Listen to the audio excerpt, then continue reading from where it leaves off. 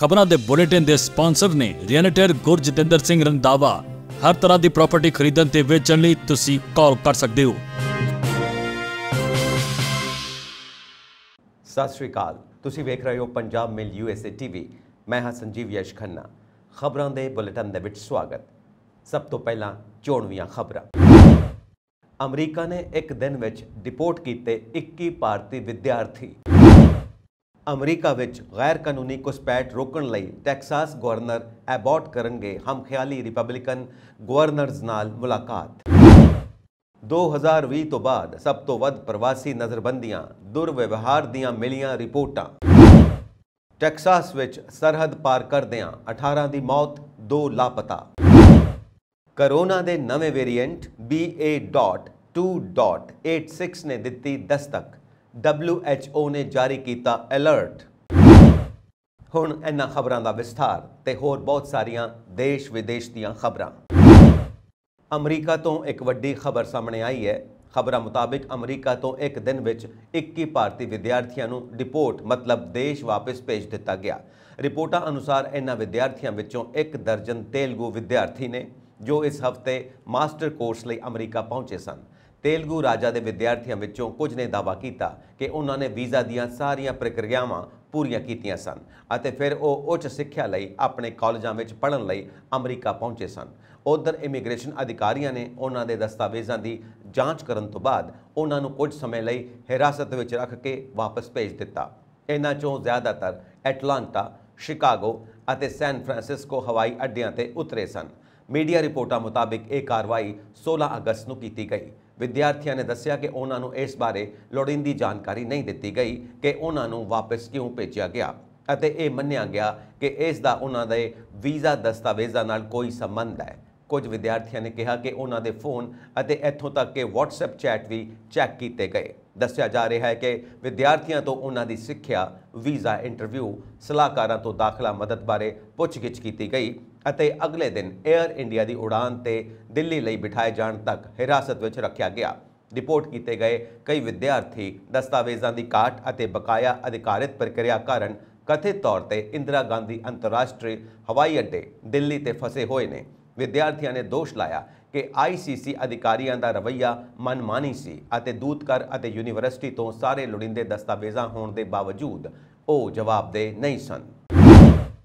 Texas के governor Greg Abbott Mexico तो गैर कानूनी इमीग्रेशन नूं रोकण लई हमख्याली रिपब्लिकन गवर्नर्स नाल मुलाकात करनगे। इन्हां विचों आयोवा के गवर्नर किम रेनॉल्ड्स, नेब्रास्का के गवर्नर जिम पेलन, ओकलाहोमा के गवर्नर केविन स्टेट, दक्षिणी डकोटा की गवर्नर क्रिस्टी नोएम शामिल ने।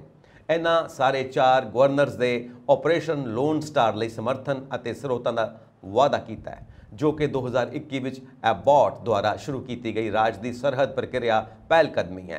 टैक्सास ने इस पहलकदमी ते हुण तक 5 बिलियन तो वध खर्च किए हैं। गवर्नर ग्रेग एबॉट ने कहा कि घुसपैठ की आड़ विच हथियारबंद तस्कर भी अमरीका विच घुसपैठ कर रहे हैं। टैक्सास ने गैर कानूनी सरहदी लांघियां नूं रोकण की कोशिश विच रियो ग्रैंडे नदी के कुछ हिस्सों में बैरीयर लाने शुरू कर दिते हैं। इस बैरीयर विच कुछ लोग फस के मारे जा चुके हैं अते कोर्ट का भी कहना है कि यह बैरीयर अणमनुखी ने।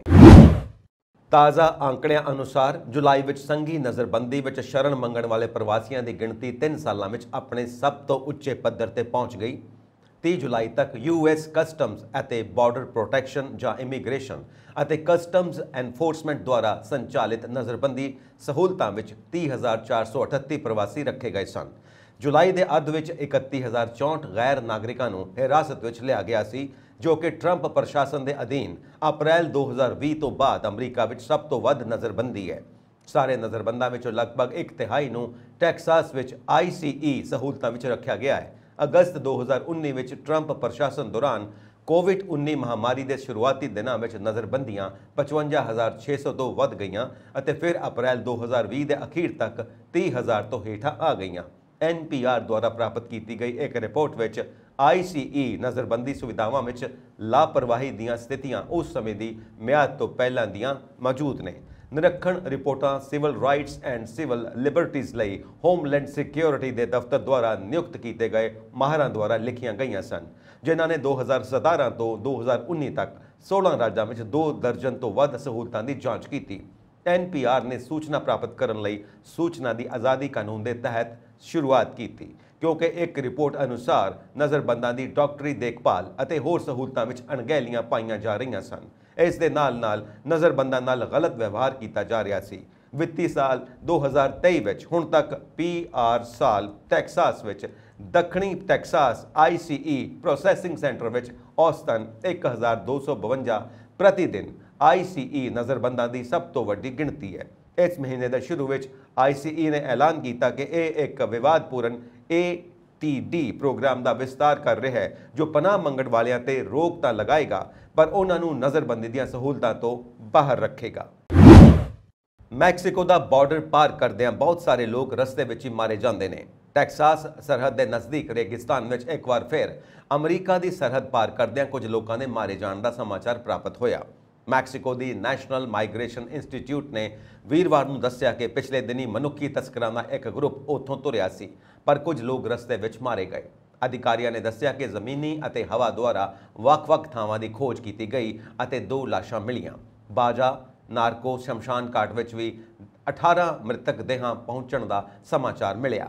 ਰੇਗਿਸਤਾਨ ਇਲਾਕੇ ਵਿੱਚ ਗਰਮੀ ਜ਼ਿਆਦਾ ਹੋਣ ਕਾਰਨ ਰਸਤਿਆਂ ਵਿੱਚ ਪਾਣੀ ਤੱਕ ਵੀ ਪੀਣ ਨੂੰ ਨਹੀਂ ਮਿਲਦਾ, ਜਿਸ ਕਰਕੇ ਬਹੁਤ ਸਾਰੇ ਲੋਕ ਰਸਤੇ ਵਿੱਚ ਹੀ ਦਮ ਤੋੜ ਦਿੰਦੇ ਨੇ। ਮਿਆਮੀ ਤੋਂ ਚਿਲੀ ਦੀ ਰਾਜਧਾਨੀ ਸੈਂਟੀਆਗੋ ਜਾ ਰਹੀ ਇੱਕ ਫਲਾਈਟ ਦੇ ਪਾਇਲਟ ਦੀ ਬਾਥਰੂਮ ਵਿੱਚ ਮੌਤ ਹੋਣ ਕਾਰਨ ਫਲਾਈਟ ਦੀ ਰਾਤ ਨੂੰ ਪਨਾਮਾ ਵਿੱਚ ਐਮਰਜੈਂਸੀ ਲੈਂਡਿੰਗ ਕਰਵਾਉਣੀ ਪਈ। ਫਲਾਈਟ ਵਿੱਚ 271 ਯਾਤਰੀ ਸਵਾਰ ਸਨ। ਰਿਪੋਰਟ ਮੁਤਾਬਕ ਪਾਇਲਟ ਦੀ ਪਛਾਣ ਕੈਪਟਨ ਇਵਾਨ ਐਂਡੋਰ ਵਜੋਂ ਹੋਈ ਹੈ, ਜਿਨ੍ਹਾਂ ਦੀ ਉਮਰ 56 ਸਾਲ ਸੀ। ਐਂਡੋਰ LATAM 에ਅਰਲਾਈਨ ਦੀ ਉਡਾਨ ਭਰ ਰਹੇ ਸਨ। ਇਸ ਦੌਰਾਨ ਉਹਨਾਂ ਨੂੰ ਛਾਤੀ ਵਿੱਚ ਦਰਦ ਹੋਣ ਲੱਗਾ।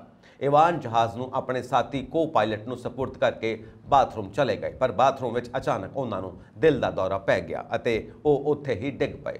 ਪਾਇਲਟ ਨੂੰ ਇਸ ਹਾਲਤ ਵਿੱਚ ਦੇਖ ਕੇ 에ਅਰਲਾਈਨਸ ਦੇ ਕਰੂ ਮੈਂਬਰਾਂ ਨੇ ਉਹਨਾਂ ਦਾ ਇਲਾਜ ਕਰਨ ਦੀ ਕੋਸ਼ਿਸ਼ ਕੀਤੀ, ਪਰ ਇਹ ਕਾਫੀ ਨਹੀਂ ਸੀ, ਜਿਸ ਮਗਰੋਂ ਕੋ ਪਾਇਲਟ ਦੀ ਮਦਦ ਨਾਲ ਫਲਾਈਟ ਦੀ ਪਨਾਮਾ ਸਿਟੀ ਦੇ ਟੋਕੂਮੇਨ ਅੰਤਰਰਾਸ਼ਟਰੀ ਹਵਾਈ ਅੱਡੇ ਤੇ ਐਮਰਜੈਂਸੀ ਲੈਂਡਿੰਗ ਕਰਵਾਈ ਗਈ।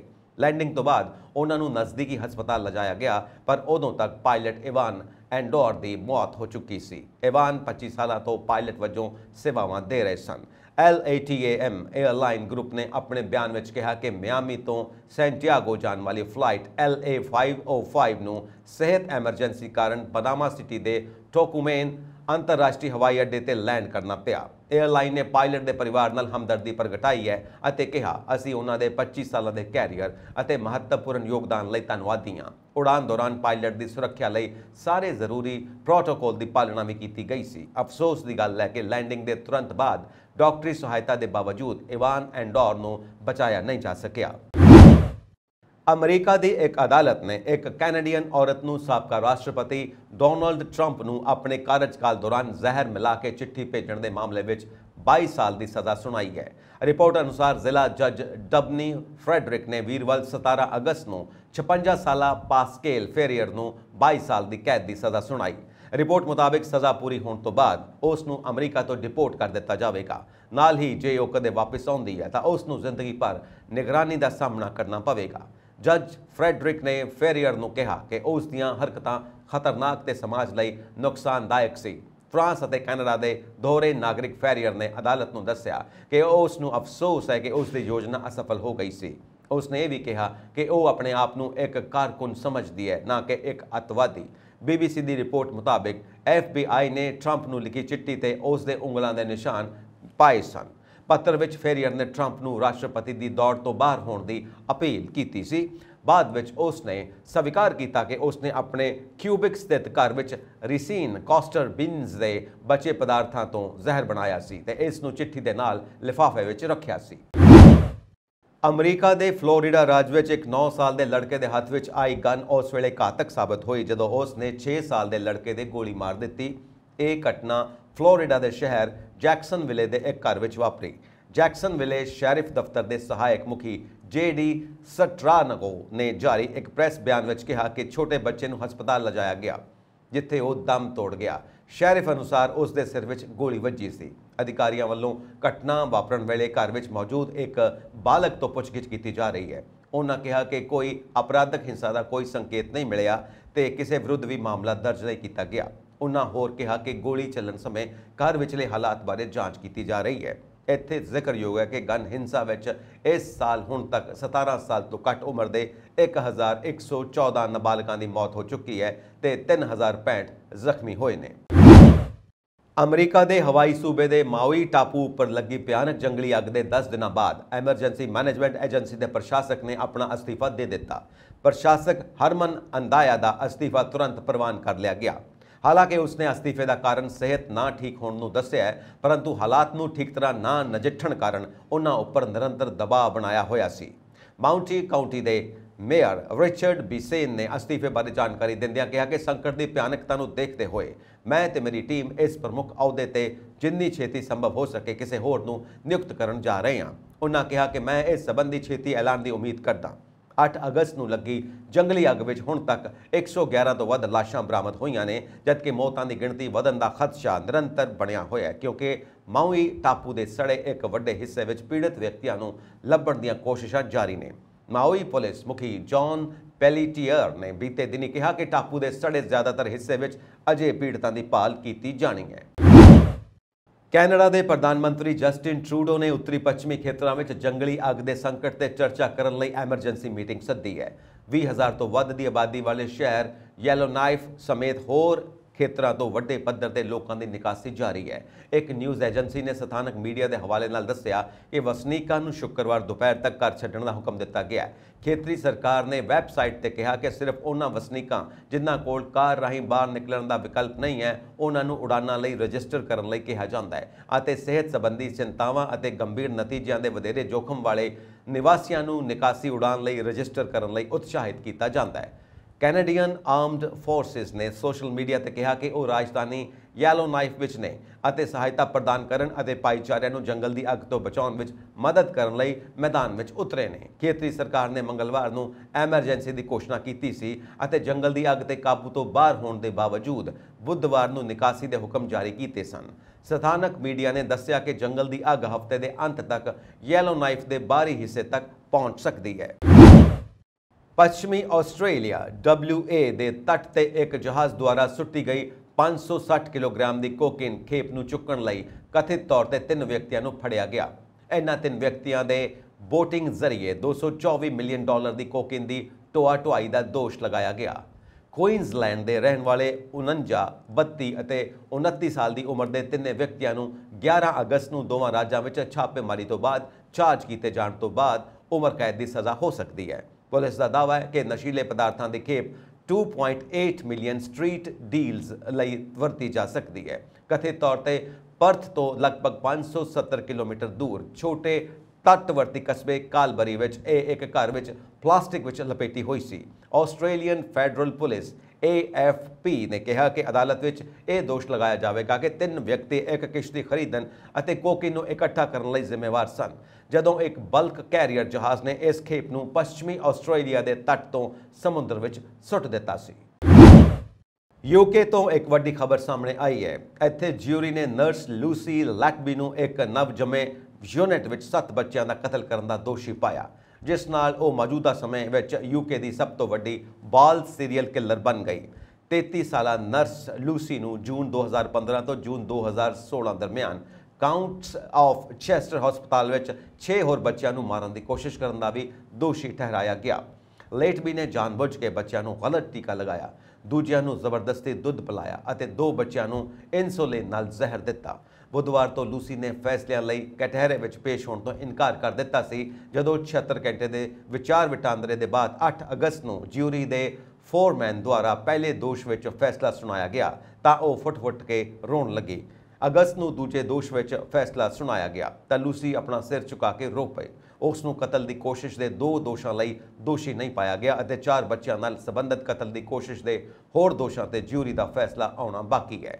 ਅਕਤੂਬਰ 2022 ਵਿੱਚ ਸ਼ੁਰੂ ਹੋਏ ਮੁਕੱਦਮੇ ਦੌਰਾਨ ਇਸਤਗਾਸਾ ਪੱਖ ਨੇ ਲੈਟਬੀ ਨੂੰ ਚਲਾਕ ਤੇ ਮੌਕਾਪਰਸਤ ਵਜੋਂ ਨਿਸ਼ਾਨਬੱਧ ਕੀਤਾ, ਜਿਸ ਨੇ ਉਸ ਦੇ ਖੂਨੀ ਹਮਲਿਆਂ ਨੂੰ ਕਵਰ ਕਰਨ ਲਈ ਸਾਥੀਆਂ ਨੂੰ ਬਲੈਕਮੇਲ ਕੀਤਾ। ਹਸਪਤਾਲ ਵਿੱਚ ਸਮੇਂ ਤੋਂ ਪਹਿਲਾਂ ਪੈਦਾ ਹੋਣ ਵਾਲੇ ਬੱਚਿਆਂ ਦੀਆਂ ਮੌਤਾਂ ਵਿੱਚ ਚਿੰਤਾਜਨਕ ਅਤੇ ਅਣਜਾਣ ਵਾਧੇ ਮਗਰੋਂ ਪੁਲਿਸ ਦੁਆਰਾ 2 ਸਾਲਾਂ ਦੀ ਜਾਂਚ ਤੋਂ ਬਾਅਦ ਉਸ ਨੂੰ ਦੋਸ਼ੀ ਠਹਿਰਾਇਆ ਗਿਆ ਸੀ। ਚੀਨ ਦੇ ਰਾਸ਼ਟਰਪਤੀ ਸ਼ੀ ਜਿਨਪਿੰਗ ਨੇ ਇਸ ਸਾਲ ਦੇ ਵਿਨਾਸ਼ਕਾਰੀ ਹੜ੍ਹ ਦੇ ਨਤੀਜਿਆਂ ਨਾਲ ਜਲਦੀ ਨਜਿੱਠਣ ਅਤੇ ਜ਼ਰੂਰੀ ਉਪਾਅ ਕਰਨ ਦੇ ਨਿਰਦੇਸ਼ ਦਿੱਤੇ ਨੇ। ਚੀਨ ਵਿੱਚ ਹੜ੍ਹ ਕਾਰਨ ਕਈ ਲੋਕਾਂ ਦੀ ਮੌਤ ਹੋ ਗਈ। ਬੀਜਿੰਗ ਅਤੇ ਇਸ ਦੇ ਆਸ-ਪਾਸ ਦੇ ਇਲਾਕਿਆਂ ਸਮੇਤ ਵੱਖ-ਵੱਖ ਹਿੱਸਿਆਂ ਵਿੱਚ ਫਸਲਾਂ, ਮਕਾਨਾਂ ਅਤੇ ਬੁਨਿਆਦੀ ਢਾਂਚੇ ਨੂੰ ਭਾਰੀ ਨੁਕਸਾਨ ਪਹੁੰਚਿਆ। ਸਰਕਾਰੀ ਮੀਡੀਆ ਮੁਤਾਬਿਕ ਘੱਟੋ-ਘੱਟ 90 ਨਦੀਆਂ ਚੇਤਾਵਨੀ ਪੱਧਰ ਤੋਂ ਉੱਪਰ ਵਹਿ ਰਹੀਆਂ ਨੇ ਅਤੇ 24 ਪਹਿਲਾਂ ਹੀ ਤੂਫਾਨ ਤੇ ਨੇ। ਇਸ ਦੇ ਨਾਲ ਹੀ ਦੇਸ਼ ਦੇ ਉੱਤਰ ਪੂਰਬ ਦੇ ਵੱਡੇ ਹਿੱਸਿਆਂ ਵਿੱਚ ਹੜ੍ਹ ਦਾ ਖਤਰਾ ਬਣਿਆ ਹੋਇਆ ਹੈ। ਇਹਨਾਂ ਵਿੱਚ ਰਾਜਧਾਨੀ ਬੀਜਿੰਗ ਦੇ ਉੱਤਰ ਵਿੱਚ ਸ਼ੌਂਗਲੀਓ ਬੇਸਿਨ ਸ਼ਾਮਿਲ ਹੈ, ਜਿੱਥੇ ਲਗਭਗ 10 ਕਰੋੜ ਲੋਕ ਰਹਿੰਦੇ ਨੇ। ਵੀਰਵਾਰ ਨੂੰ ਰਾਸ਼ਟਰਪਤੀ ਸ਼ੀ ਜਿਨਪਿੰਗ ਦੀ ਪ੍ਰਧਾਨਗੀ ਵਿੱਚ ਪੋਲਿਤ ਬਿਊਰੋ ਦੀ ਸਥਾਈ ਕਮੇਟੀ ਦੀ ਬੈਠਕ ਹੋਈ, ਜਿਸ ਦੀ ਜਾਣਕਾਰੀ ਦਿੰਦੇ ਹੋਏ ਨਿਊਜ਼ ਏਜੰਸੀ ਸ਼ਿਨਹੁਆ ਨੇ ਕਿਹਾ ਕਿ ਬੈਠਕ ਵਿੱਚ ਹਿੱਸਾ ਲੈਣ ਵਾਲਿਆਂ ਨੇ ਸੰਬੰਧਿਤ ਖੇਤਰਾਂ ਅਤੇ ਵਿਭਾਗਾਂ ਨੂੰ ਲੋਕਾਂ ਦੇ ਜੀਵਨ ਨੂੰ ਪਹਿਲ ਦੇਣ ਅਤੇ ਹੜ੍ਹਾਂ ਦੀ ਰੋਕਥਾਮ ਤੇ ਰਾਹਤ ਕਾਰਜਾਂ ਵਿੱਚ ਤੇਜ਼ੀ ਲਿਆਉਣ ਦੇ ਨਿਰਦੇਸ਼ ਦਿੱਤੇ ਨੇ। ਚੀਨ ਵਿੱਚ ਜੁਲਾਈ ਵਿੱਚ ਆਏ ਹੜ੍ਹਾਂ ਵਿੱਚ 142 ਲੋਕਾਂ ਦੀ ਮੌਤ ਹੋ ਗਈ ਸੀ। ਇਸ ਮਹੀਨੇ ਵੀ ਹੜ੍ਹ ਕਾਰਨ ਦਰਜਨਾਂ ਲੋਕਾਂ ਦੀ ਮੌਤ ਹੋ ਚੁੱਕੀ ਹੈ। ਦੱਖਣ ਪੱਛਮੀ ਜਾਪਾਨ ਦੇ ਮਿਆਜ਼ਾਕੀ ਸੂਬੇ ਵਿੱਚ ਜ਼ਮੀਨ ਖਿਸਕਣ ਦੇ ਖਤਰੇ ਕਾਰਨ ਲਗਭਗ 38,200 ਲੋਕਾਂ ਨੂੰ ਆਪਣੇ ਘਰ ਖਾਲੀ ਕਰਨ ਦੀ ਸਲਾਹ ਦਿੱਤੀ ਗਈ।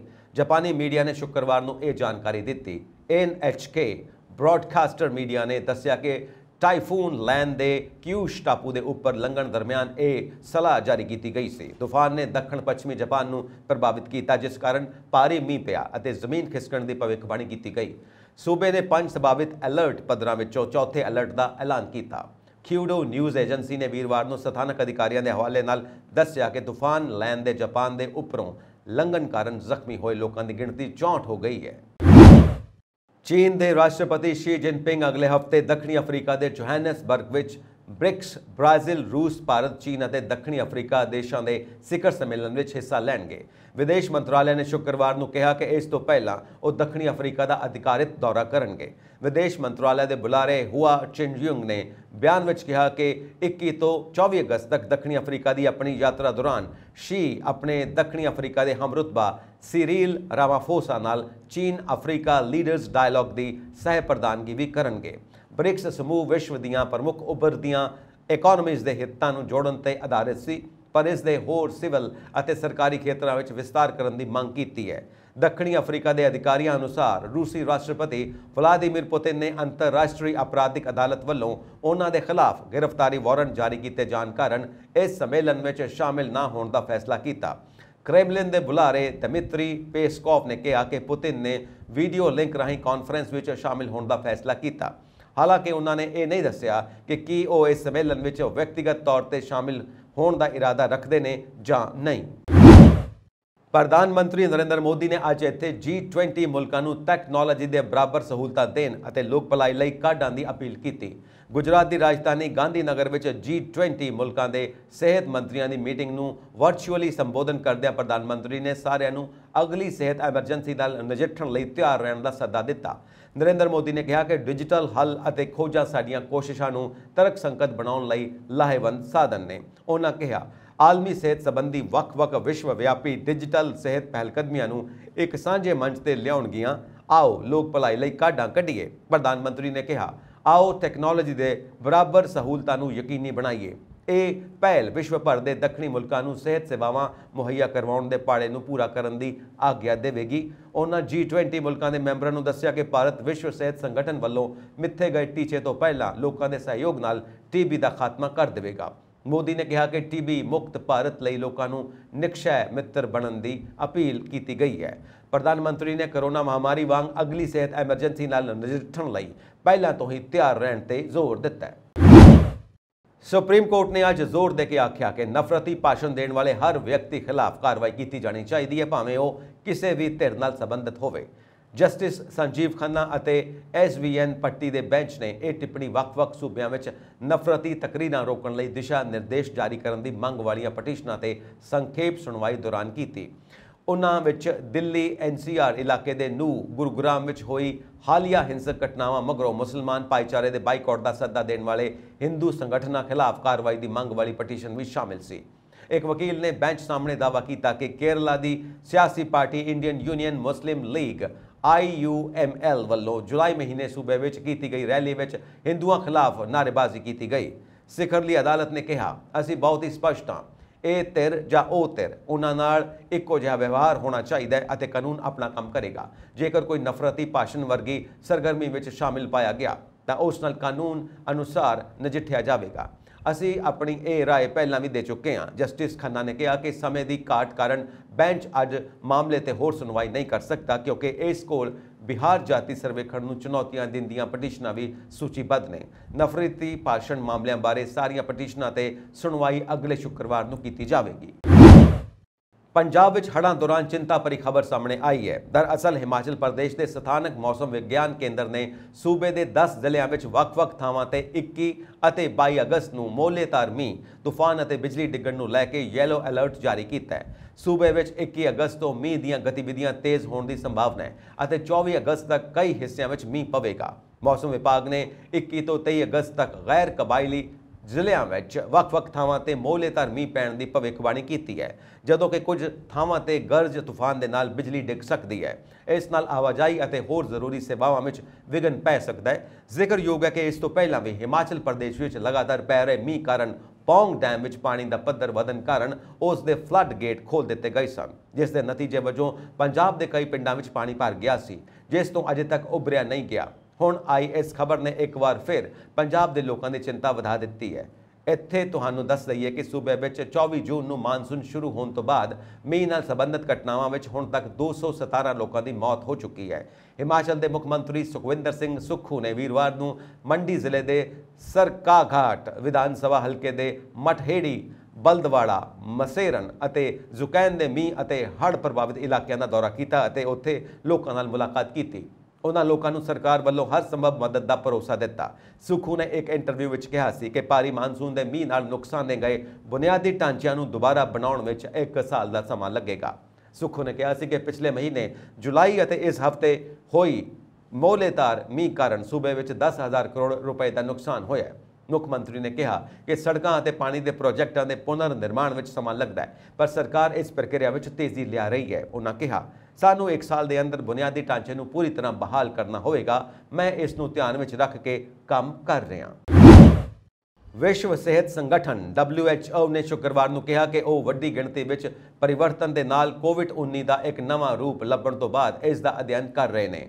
ਸੰਯੁਕਤ ਰਾਸ਼ਟਰ ਦੀ ਸਿਹਤ ਏਜੰਸੀ ਨੇ ਰਿਪੋਰਟ ਦਿੱਤੀ ਹੈ ਕਿ BA.2.86 ਰੂਪ ਦੇ ਮਾਮਲੇ ਵਿੱਚ ਬਹੁਤ ਘੱਟ ਦੇਸ਼ਾਂ ਜਿਵੇਂ ਕਿ ਇਜ਼ਰਾਈਲ, ਡੈਨਮਾਰਕ ਅਤੇ ਸੰਯੁਕਤ ਰਾਜ ਵਿੱਚ ਰਿਪੋਰਟ ਕੀਤੇ ਗਏ ਹਨ।